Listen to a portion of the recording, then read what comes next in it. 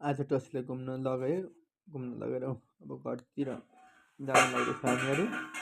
घरतिर जाने क्रममा अब एकदम हरामी छ यो फेरि, जहाँ गए नि पछि पछि खालि घुम्नुपर्ने बेसी यसलाई।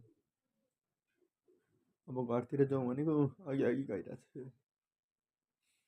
अब बिस्तारै जाँदा बिचमा साथीहरू भेटेँ, साथीहरूले अब कहाँ कहाँ के भयो एक्सिडेन्ट भयो अरे बाइकको, त्यही भएर अब बाटोमा आमा भेटेँ। आमासँग टसीले दुध बोकेर आएको रहेछ, दुध माग्दैछ, दुध हेर्दैछ।